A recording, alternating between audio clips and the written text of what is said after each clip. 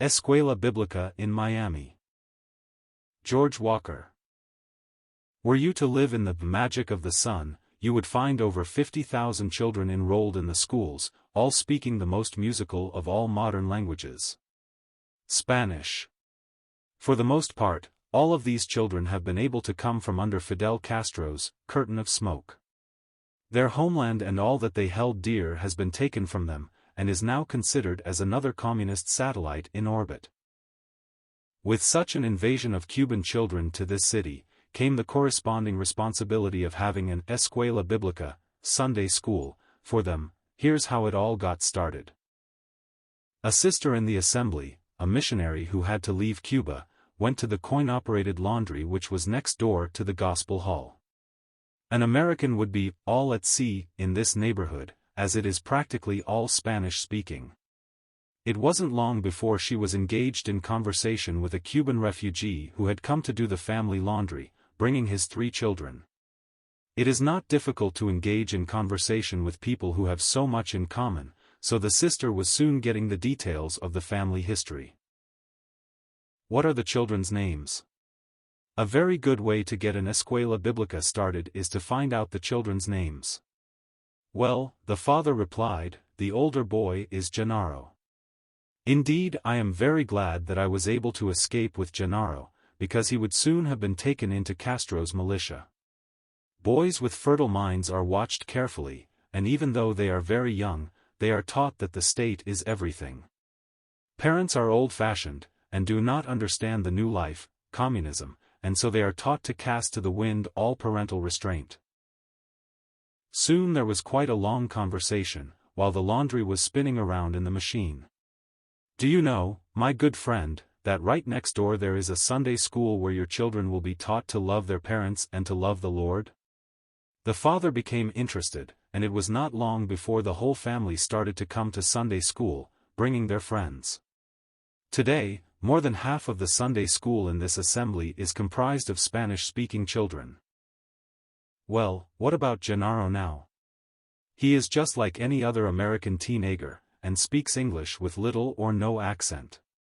It was his father who suggested that the best way to undo all of the atheistic brainwashing which is done by the constant repetition of slogans would be to make the children memorize Bible verses. At the beginning, all of this was done in Spanish, and it must be said that the English-speaking children and teachers had to be most patient, but then, those who spoke Spanish had to exercise the same patience when they listened to the texts in English. It wasn't long before the Spanish-speaking children wanted to show off what they had learned in school, and so today all verses are said in English. The children would rather have their lessons in English, and it is very amusing to hear them speaking English now with a real southern drawl.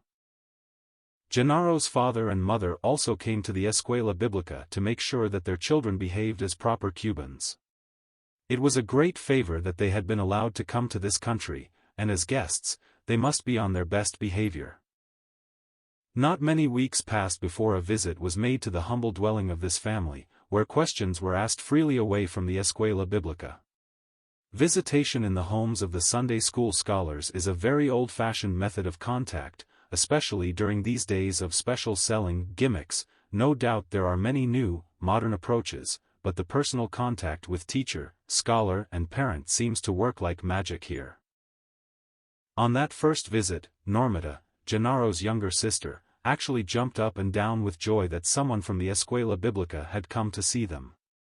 To her, the going was to be all on her part, but a visit in their own home seemed too much of a bonus all at once. Her bright, dancing black eyes just shone when she was asked for her school book. She had long black braids hanging down her back, and certainly there was no hiding her Siboney features. The Siboneys were the Indians which Columbus discovered living in Cuba when he found the island and called it the most beautiful island that human eyes had ever seen. As Normita was encouraged to read from her book, Deke and Chain and Puff and Spot soon began to make sense. Dick and Jane and Puff and Spot. However, there were questions which needed answers, that bothered the father and mother, and all the answers could not come out in the one visit. There was an invitation to have a meal with the family, and much and all as large quantities of garlic are not relished by British palates, the taste for soles offsets it all, so the invitation was accepted, and later constant visits in the home soon paid off, when father and mother both professed to be saved. It was Norma, the mother, who first asked about baptism. In the Escuela Biblica, she had learned that believers in the Lord Jesus should obey the Lord in baptism, but there were still a few obstacles in the way. It was not hard to get rid of some of the pictures around the house. These saints had never done anything for them anyway, so that was no chore. However, there were a few very special ones. These had been brought from Cuba with them, and were special wedding gifts from their friends back there. After all, who would see them, hidden behind the door, especially the small statue with the gold crown? Nevertheless, the sharp edge of the word was very penetrating: slay them, cut them to pieces. And then, one day it happened. If there was to be consecration to the Lord, all idols and fetishes must go, and so, all of the family got into their old car and traveled toward the ocean. The paper shopping bag bulged with saints on their last ride. It was Gennaro who led the sing-along, in Spanish, as one by one, the saints were baptized, but they never came up to walk in newness of life. En la cruz, de primero 6 los luz. At the cross, where I first saw the light. It was not too long after this that the real explosion came.